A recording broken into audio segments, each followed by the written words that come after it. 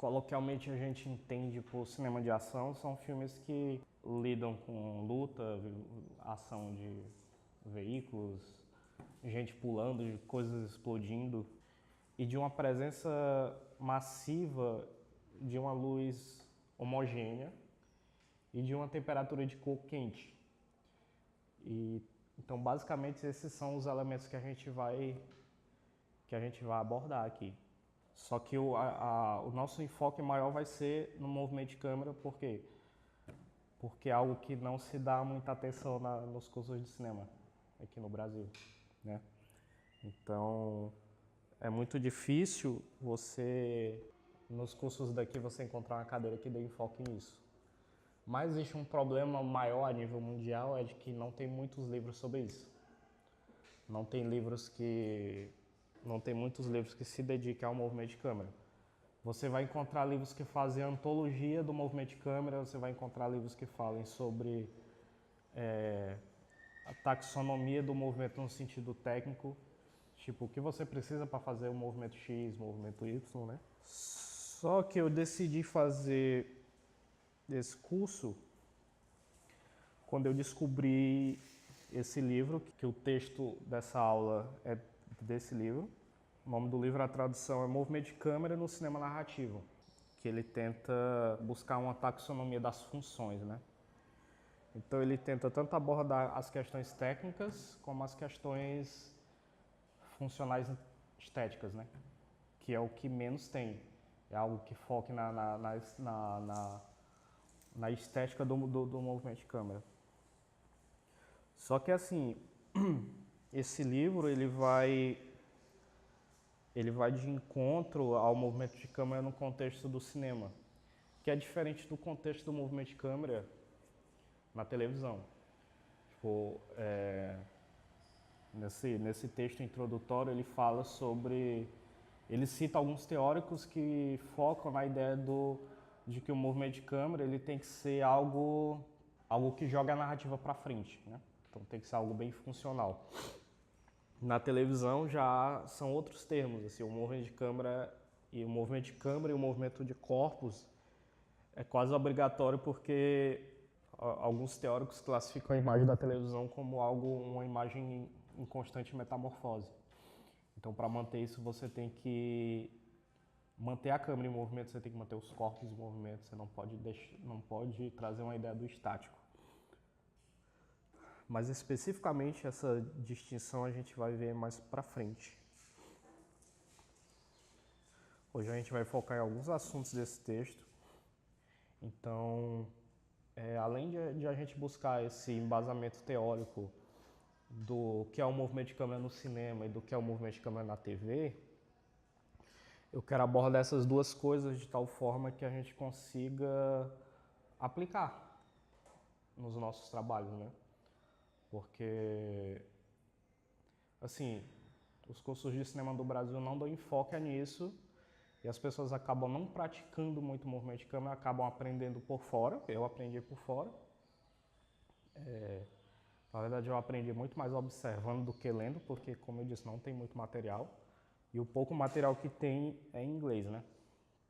Então, como o meu percurso foi muito de observar, de estudar por conta própria, eu quero instigar vocês a fazer o mesmo, assim.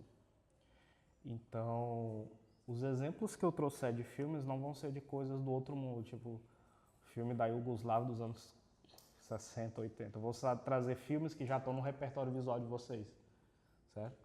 Porque o que eu aprendi sobre movimento de câmera foi dentro dos filmes que estão no meu repertório há muito tempo. Então, é muito mais fácil de vocês trazerem esse conteúdo que está no imaginário de vocês para algo mais pedagógico, né? Para algo que vocês tenham uma consciência desse material. O autor desse texto, esse texto é a introdução do livro. Ele tenta trazer alguns apontamentos gerais sobre outros autores. Ele não se lança no escuro, ele busca referências para construir essa dissertação dele. E ele cita muito um autor do nosso tempo que é o Bordwell. O Bordwell é um teórico do cinema. O pessoal do cinema já tem uma certa familiaridade com ele. E qual é a vantagem do Bordwell? Porque ele não se atém só à análise, à crítica cinematográfica e nem só à análise técnica, mas também ele se lança na análise da forma fílmica. Então, várias vezes o autor desse texto vai se referenciar ao Bordwell. Ele é um cara do nosso tempo, então ele fala uma linguagem que a gente entende, né? Não é como um livro de 70, 80 anos, claro, tem importância, mas o Bordwell tem uma leitura bem mais fácil para os estudantes de cinema de hoje, assim.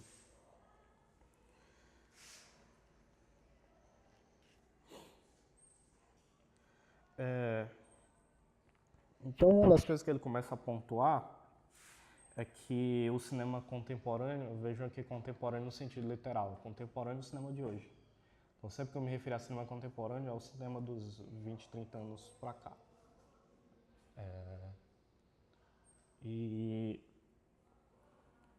ele fala que o cinema contemporâneo está muito saturado de movimento de câmera. Isso é um fato.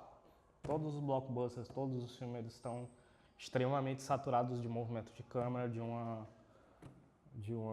intensidade, de uma ansiedade que é marca do cinema mainstream há muito tempo, né? E o Bordwell diz que isso é uma característica do cinema de hoje, assim, tipo, isso é um dos pontos que definem o cinema de hoje. O cinema comercial de hoje é o intenso trabalho de movimento de câmera. Só que existe meio um contrassenso que se isso é altamente aplicado, porque é pouco estudado, né? É quase um conteúdo esotérico, assim, passado de boca a boca. Então, no contexto de Hollywood, é algo que se aprende na prática. Os diretores de fotografia vão ensinando uns aos outros nos cursos e tal, mas é algo que se pega na prática. Então eles não têm um repertório literário assim amplamente disponível. Então o resto do mundo observa esse trabalho de movimento de câmera e tenta aplicar nos seus filmes da forma que conseguem, né? Tem artigos acadêmicos sobre o assunto, mas o miolo se dá pela prática e pela observação da prática. Ao movimento de câmera, o que o movimento de câmera traz para o filme? O movimento de câmera ele é um recurso, assim como a montagem é um recurso, assim como a decupagem é um recurso, e que muitas vezes todos esses recursos eles ficam invisíveis para o espectador, eles causam um efeito, mas esses dispositivos o espectador não está prestando atenção neles, né? Então, os teóricos acreditam que o movimento de câmera funciona nesse sentido também. Ele traz um efeito narrativo prático, mas ele não pode, a priori, não se torna transparente, não se torna visível para o espectador, para que ele não perca a atenção do conteúdo narrativo que está se dando ali, né? Mas para nós, alunos de cinema, um movimento de câmera ele tem que ser gritante. A gente tem que... Cada imagem que a gente vê que tem um movimento de câmera, a gente tem que estar atento ao que está sendo feito ali. E entender a nível narrativo e tentar apreender a nível estético também. Qual o efeito narrativo que aquele movimento de câmera causa e qual o efeito estético de impressão que aquele movimento causa. Então, o movimento de câmera acaba sendo meio invisível para o espectador, mas ele é de suma importância no impacto que causa. Né? Um exemplo bem conhecido, Transformers. Tente imaginar o Transformers sem movimento de câmera. Tudo em câmera fixa. Tem filmes com movimento de câmera que a câmera reage mais como um olho espectador E tem filmes em que a câmera reage mais como um personagem. Então, quando a câmera está muito intensa, que ela está definindo coisas ali, definindo a psicologia daquela imagem, tentando traduzir, a gente diz que essa câmera não é uma mera espectadora, ela está dentro da cena. Então, uma cena de luta com uma câmera tremida, uma câmera que executa muitos movimentos livres, a gente pode dizer que ela é uma câmera que ela está em cena, né? Ela não está só meramente observando. Aí nessa cena específica do Demolidor, da série, né? Que é a luta num plano sequência, a gente pode dizer que ela é mais observadora do que atuante, né? Então, quando o cinema surgiu, a priori ele era uma câmera observadora, ele era uma decupagem que estava para capturar situações e montar uma narrativa. Então, com o advento dos equipamentos de movimento de câmera, os diretores de fotografia foram vendo mais possibilidades, aí a gente começa a ter uma metamorfose desse olhar. Ele deixa de ser um mero espectador para ele ser um atuante, no sentido de que ele vai definir tensão, psicologia da cena e tal. Aí o autor se questiona se o movimento de câmera constitui um recurso de comunicação. Isso a gente mata a resposta disso quando a gente diz o que seria o Transformers ser um movimento de câmera, né? Mataria totalmente a intensidade do filme, a linguagem do filme. Então, muitos filmes sem um movimento de câmera, ele perde a linguagem. Então, não é à toa que o Border diz que isso é um elemento que define o cinema contemporâneo, o cinema atual, né? Aí, assim como a câmera, trivialmente, ela imita o olho humano, o movimento de câmera, ele busca inspiração no movimento do nosso corpo. Então, os movimentos de câmeras mais triviais, que é o traveling, que é a pan, todos eles são herdados da nossa mecânica física, né? Então, o traveling imita o nosso caminhar, o nosso observar enquanto caminha, criando um fluxo, né, da câmera. A panorâmica imita o movimento do nosso pescoço, o movimento do nosso olho, no eixo do olho. Então, esses movimentos básicos, o traveling, que o texto aqui ele vai chamar de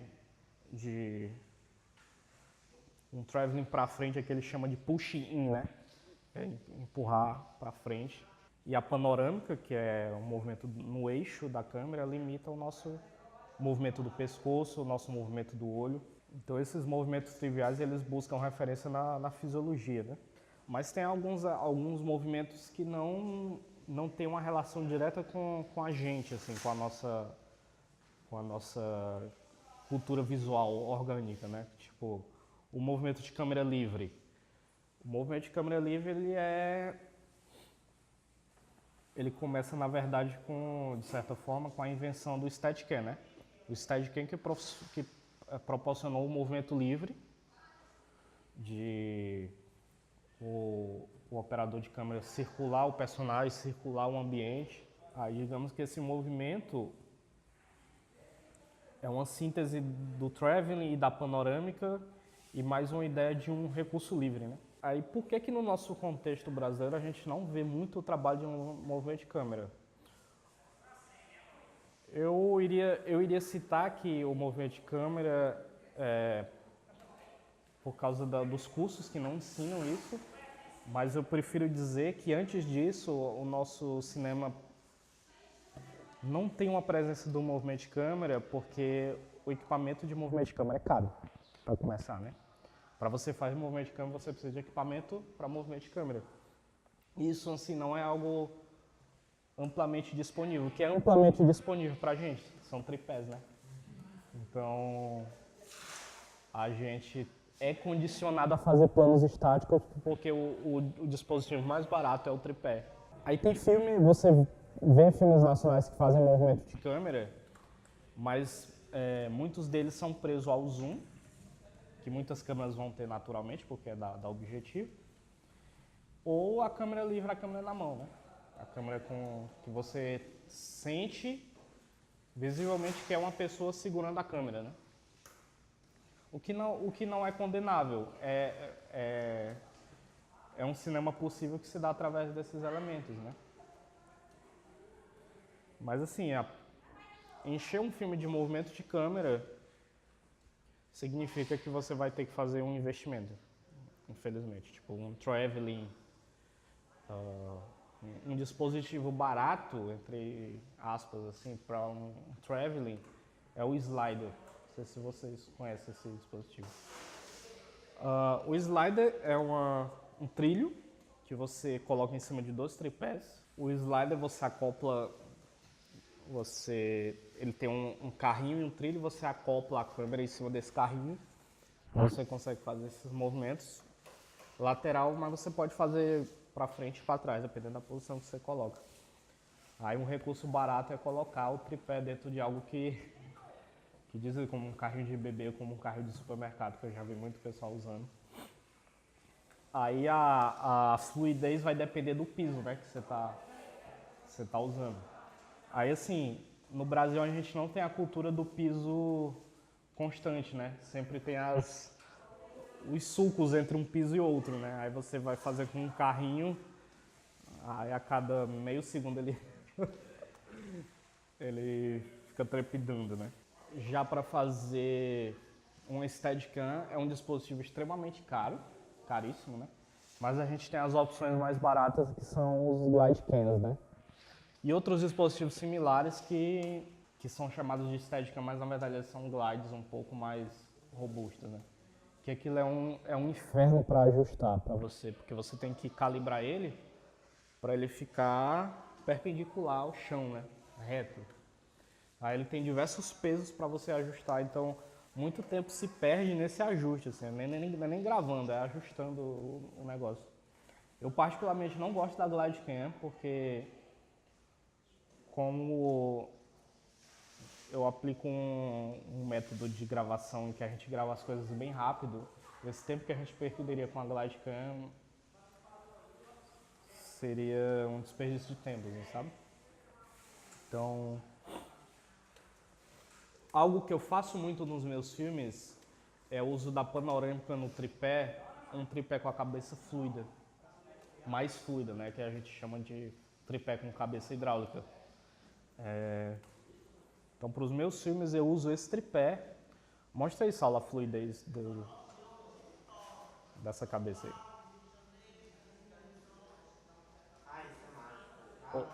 Ou seja, ela pode voltar para usar. O que é o tripé hidráulico? É um tripé com a cabeça preguiçosa. O que significa? Você bota um movimento, uma intensidade X, mas ele vai escoando essa energia lentamente para dar essa fluidez. Na verdade, esse tripé tem uma cabeça semi-hidráulica, então ela não é extremamente fluida, porque a cabeça hidráulica mesmo ela é mais cara. Mas esse tripé foi uns R$200. Então esse tripé é acessível, sabe? Mas um tripé com a cabeça fluida, se você for numa loja especializada, é caríssimo. É de 800 pra lá. Hã? É de 800 É o de 800 para os mais baratos. Então, vamos pensar que formas de baixo orçamento, né? Porque não vai servir só para você fazer movimento de câmera, ele é um tripé mais pesado, então ele deixa a câmera bem mais segura, né? Você está fazendo movimento fixo e tal. E eu tenho um slider e muitas vezes eu acoplo o slider no próprio tripé. Ao invés de ser 2 tripés, eu coloco o slider no meio, acoplado em cima desse tripé. Aí a cabeça o carrinho do slider ele não é exatamente fixo, ele é meio mole assim para não prender. Então, uma parte desse para garantir a fluidez, você tem que segurar a câmera bem e ir arrastando, assim, meio que pressionando para baixo, para ela não ficar assim. Então o Slider é uma opção econômica ao Traveler, o carrinho que você tem vários trilhos, que ele é caríssimo, né? Não é à toa que no mercado existem operadores de câmera especialistas em Steadicam. Tipo, não é todo um contexto de mercado, né? Não é todo operador de câmera que sabe operar Steadicam. Você precisa do Steadicam, você chama um operador específico. Então é algo muito complicado. Tem isso. Você tem que ter uma resistência física porque pesa. E nas primeiras vezes que você brinca, você fica com uma dorzinha nas costas. Porque você tá basicamente segurando só de um lado aqui, aí o peso aqui dá uma... Você fica uns 3 dias sentindo. Aí assim, o movimento de câmera é algo que, digamos, agrega valor visual ao seu filme. Ele traz dinâmica, ele tira o teu filme do aspecto amador, sabe, da câmera fixa. Que a câmera fixa, ela traz o teu filme para a realidade, sabe? O movimento de câmera atua como uma poesia dentro da imagem, sabe? É uma poética dentro daquela imagem. Então, traz dinâmica, traz efeito e traz beleza para a imagem que você está fazendo, assim. Mas você tem que dosar essa relação de efeito prático e efeito estético, você tem que ir dosando. Existe teoria trivial para isso? Não, é algo que você vai aprendendo com o tempo. Aí assim, o movimento de câmera, ele é algo mais complexo em relação à câmera fixa, mas ele te traz dificuldades. Tipo, se você está executando um movimento de câmera muito complexo, a equipe do set não pode ficar espalhada, né? Especialmente o pessoal do som, com o movimento de câmera, quem opera som, eu já operei som várias vezes, quer ficar com o boom mais fixo possível. Aí com o movimento de câmera, quase que fatalmente vai ter que haver um movimento do boom também, né? E para evitar manipulação para que isso não saia no som, então você tem uma equipe de câmera que está afinada com o movimento de câmera, aí a equipe de som tem que estar afinada com o movimento de microfone, né? Para evitar boom, para evitar sombra e para evitar manipulação. Isso de você alterar a rotina do set, a dinâmica do set tem que se adequar à rotina da câmera, você ainda tem que, no quesito da câmera, um trabalho complexo de foco. O movimento de câmera precisa que o foco se movimente também, porque se você fez uma fotometria aqui, focou aqui, você movimenta a câmera e já perdeu, né? Então você tem que calcular essa variação. Então a gente está no nosso contexto de cinema de guerrilha, né? O movimento de câmera que a gente está mais acostumado é o câmera na mão, né? Que, assim, parece fácil, parece prático, mas você tem que pensar como é que você calcula, digamos, quanto de movimento você vai colocar na mão, né? Eu gosto de chamar de entropia, esse tanto de movimento que você vai dar, essa trepidação eu chamo de entropia, né? A quantidade de energia que você vai colocar ali e a forma como ele vai se movimentar é que vai definir se é dinâmico ou não, porque o fato de ser câmera na mão não significa que vai ser dinâmico, porque às vezes você tem que acompanhar a velocidade do personagem, você tem que evitar ao máximo da sensação de reenquadramento. Então essas coisas é que vão garantir a qualidade do seu câmera na mão, né? E algo que eu recomendo é que vocês nunca façam câmera na mão só com a câmera. Crie alguma coisa que fique embaixo da câmera para dar mais peso, sabe? Porque as câmeras de hoje, elas costumam ser leves. Tipo, a DSLR, ela é relativamente mais pesada que uma filmadora, uma handcam, mas ela é leve. Então, qualquer movimento pequeno vira um movimento grande, porque ela é leve, né? Então, uma coisa que eu recomendo é vocês usarem monopé. Vocês conhecem o monopé, né? E os monopés, eles costumam ser ajustáveis, telescópicos, né? Então, eu recomendo que vocês façam um movimento de câmera câmera na mão, com o tripé acoplado, vocês segurem o tripé não, o monopé. Porque vai dar mais firmeza e vocês vão ter mais segurança nesse movimento, assim. De que vocês aplicam uma quantidade X de movimento e ela reage assim, que ela não reaja extrapolando, sabe? Para não soar amador. A não ser que o objetivo seja que a imagem pareça amadora, videotape, né? Então, o movimento de câmera traz muitos desafios para o foco.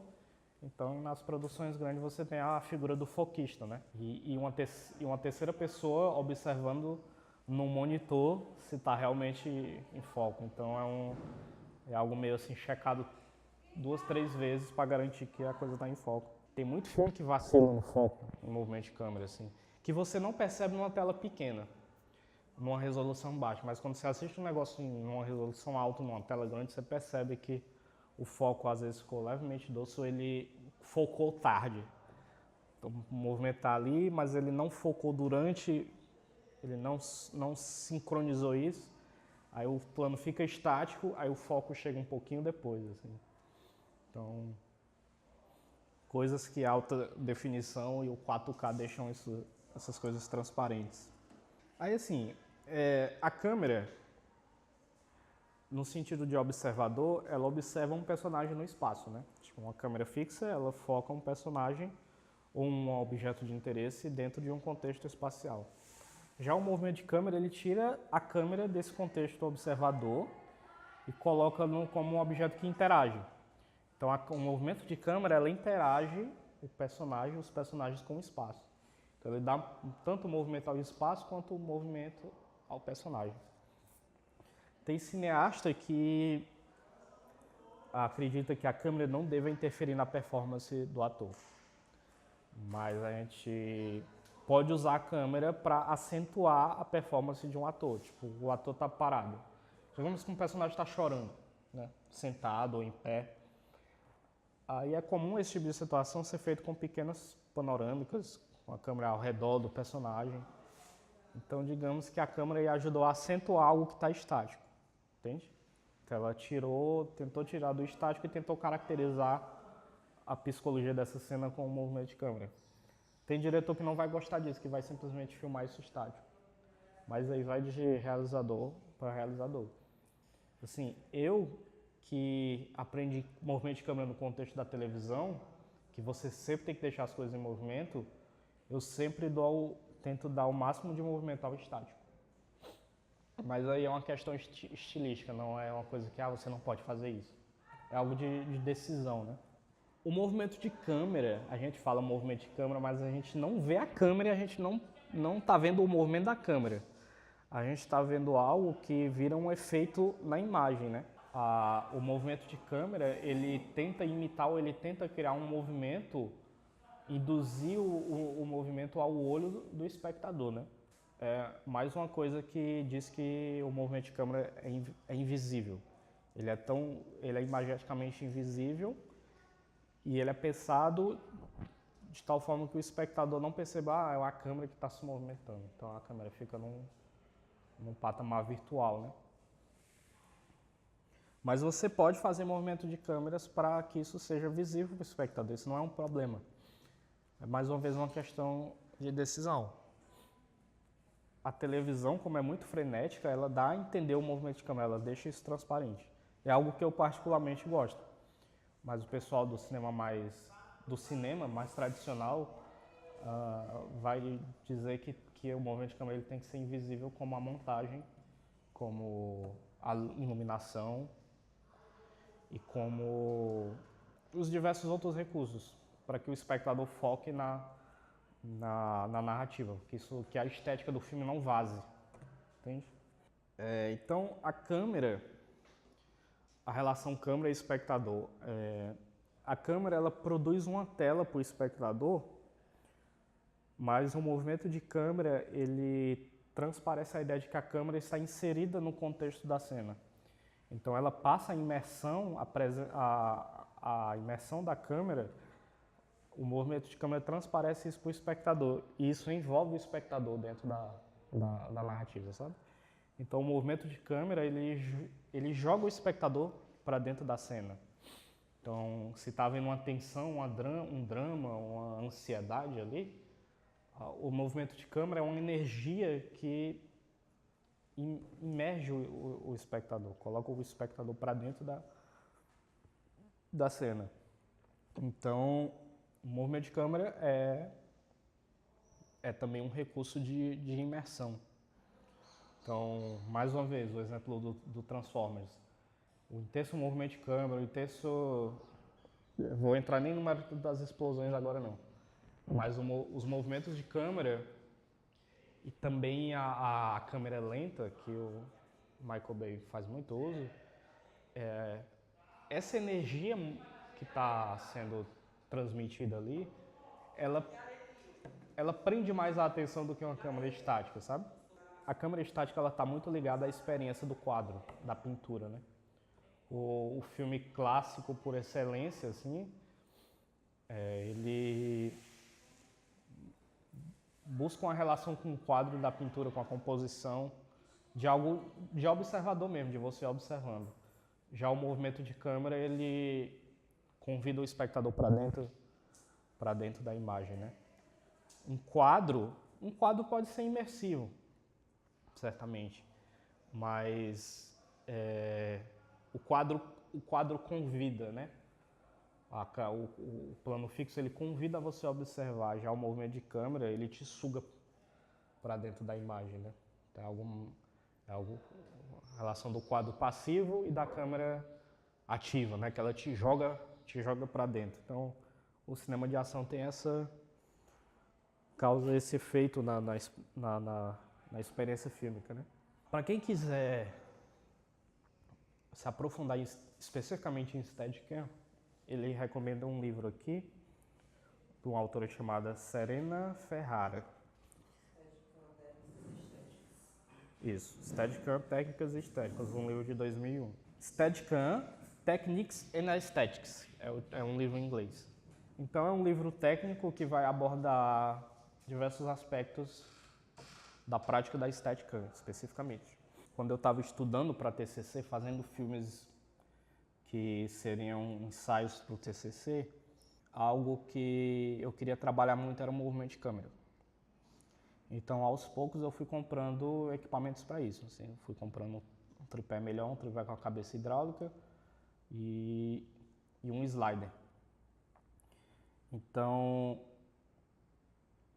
se você quiser se aventurar nisso, você tem que investir algum dinheiro. Mas mais do que isso, só isso não vai garantir que você tenha uma habilidade com isso. Então, é muito de observar os filmes e de você catalogar os movimentos de câmeras nos filmes que vocês gostam. É algo que eu faço muito quando tem um movimento de câmera bem específico ou algo que eu vejo, eu queria poder aplicar esse efeito, eu recorto aquela cena e guardo, monto uma biblioteca de imagens para no momento que eu precisar fazer, que eu quiser fazer aquele movimento X, eu possa mostrar isso para o diretor de fotografia do filme. No caso, eu tenho um catálogo de imagens, de coisas que eu acho instigantes e às vezes só descrever em texto não salva aquela informação, né? Então você tem que mostrar isso para o diretor de fotografia, no meu caso eu salvo.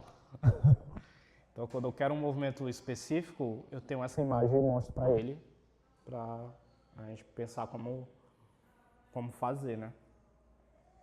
Então, assim, como a gente carece de material teórico, o nosso melhor recurso vai ser o de catalogar imagens, de criar o nosso repertório visual, que a gente tem isso de forma física, guardada, acessível, sabe?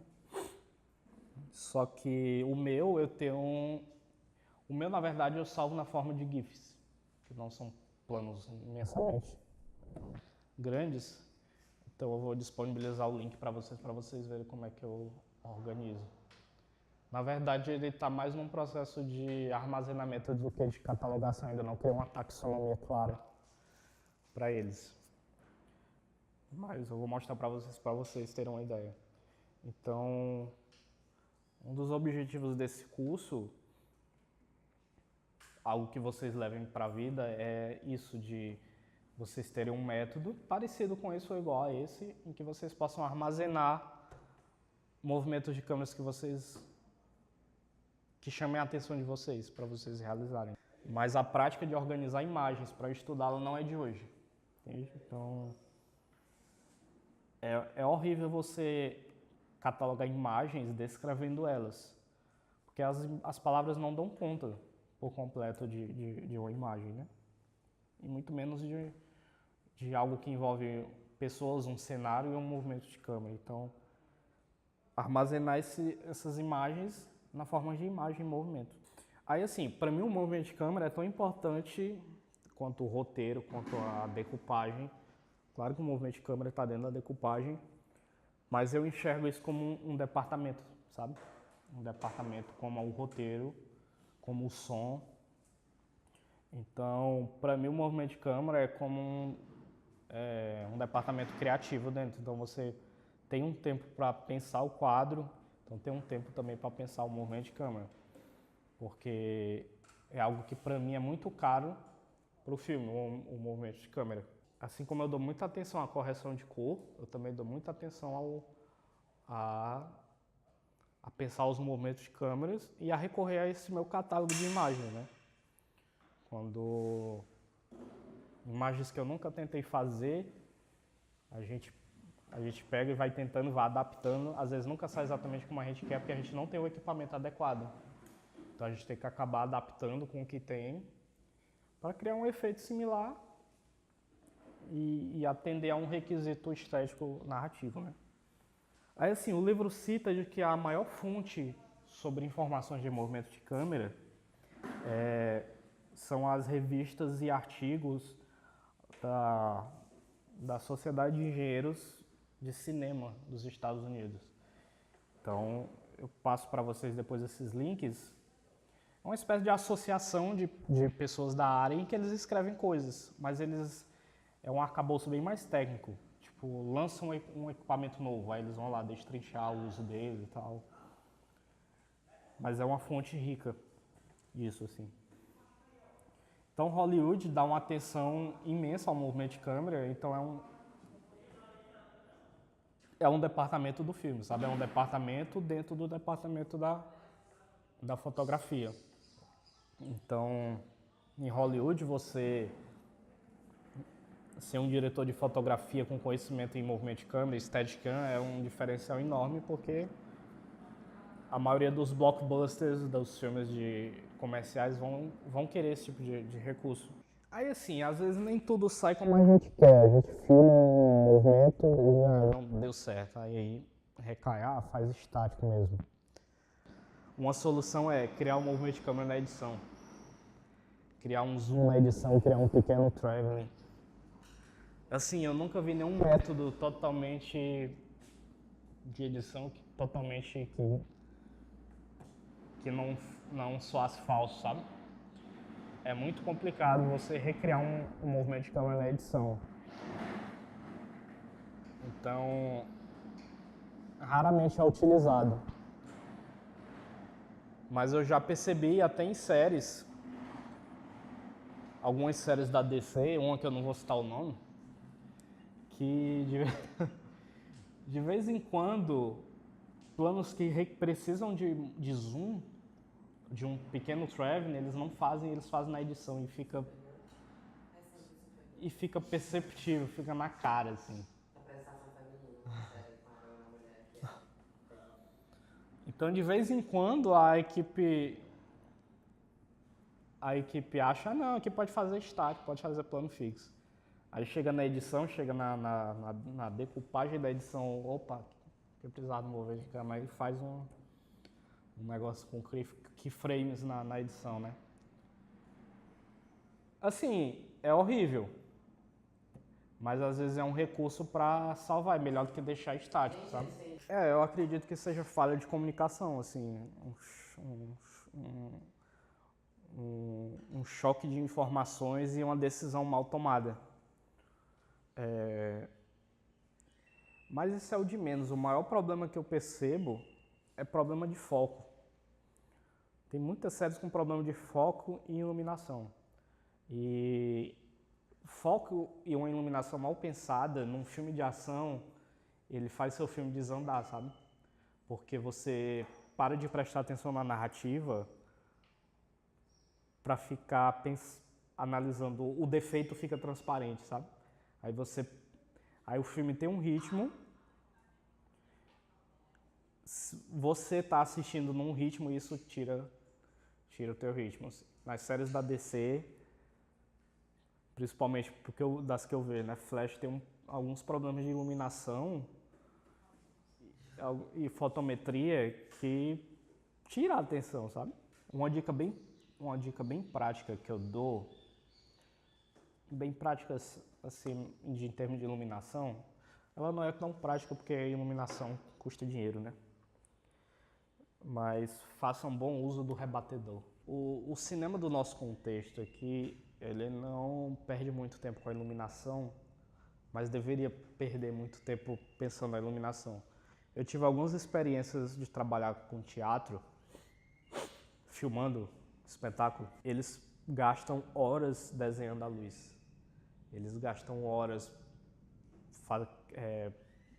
posicionando luzes, criando foco das luzes, difundindo luzes, porque no teatro é vital, né? Que a luz esteja ali totalmente a favor da narrativa, né? Do papel dramático. No cinema também tem, então a gente devia dar uma atenção bem maior à luz, porque se você não ilumina direito, se torna um defeito na imagem e você tira a atenção do espectador, pode ficar meio, opa, aqui tem um problema aqui de continuidade nessa luz e tal. Por exemplo, a Globo, quando faz externos, ela tem esse problema quando bate uma nuvem, né? E o negócio é esperar, porque não pode, vamos continuar gravando aqui. Porque uma nuvem cria uma luz nublada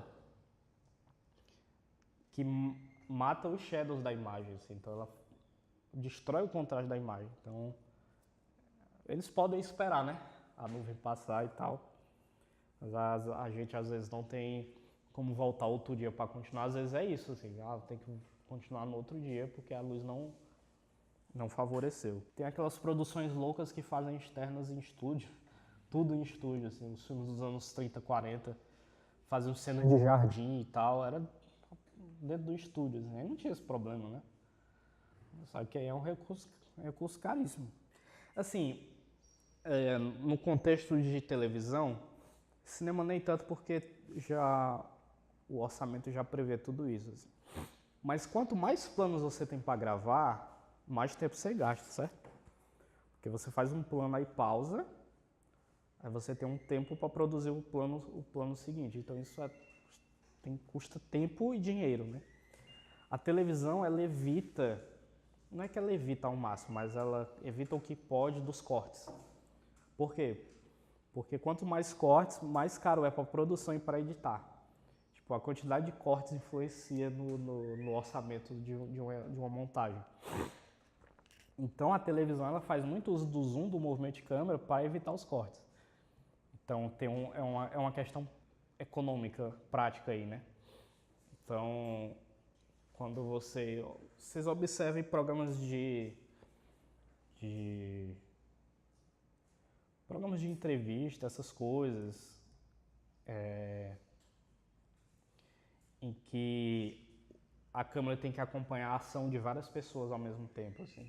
Você vai perceber que ela vai fazer um intenso uso de movimento de câmera e não tantos cortes, porque na edição pesa o preço disso, né? Isso eu li num manual de câmera. Não tenho certeza se era um livro sobre prática televisiva ou se era sobre especificamente câmera. Mas eles falavam isso, de que evita-se os cortes para reduzir o custo, né? Aí isso cria um desafio para a fotografia. Aí a fotografia vai buscar recursos no movimento de câmera para solucionar isso.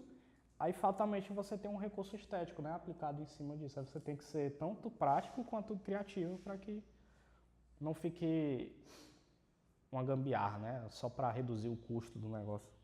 Então é isso, assim, digamos que quando a gente começa a aprender câmera, a gente aprende os planos, né? O plano geral, o plano americano, o plano médio, o close-up. Aí a gente aprende que cada plano desse tem uma função, né? Tipo, alguém vai falar algo que é muito importante, aí você vai num close-up. Aí tem duas pessoas conversando. Você começa num geral e depois vai para um médio, né?